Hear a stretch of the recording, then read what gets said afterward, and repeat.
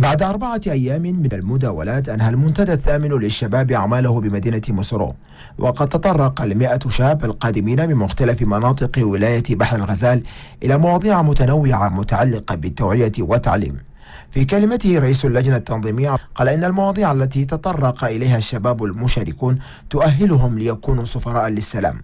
منسق منظمة البر للإغاثة والتنمية في تشاد قدم شكره للسلطات الولائية على السماح بتنظيم هذا المنتدى الذي ترمي المنظمة من خلاله للمساهمة في تنمية المنطقة وتعميق حب الآخر.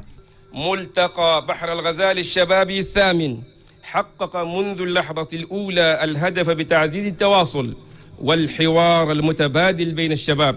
لدى اختتامه لأعمال المنتدى أوضح الأمين العام لولاية بحر الغزال أبا سارة دينجار أن مسألة الشراكة والتلاحم الاجتماعي والوحدة الوطنية تمر عبر رفع همم الشباب وتوعيتهم، وهي مواضيع تم بحثها خلال هذا المنتدى. وعبر الأمين العام عن شكره وامتنانه لمنظمة البر على هذه الأعمال التي تدخل في اهتمامات السلطات العليا للبلاد.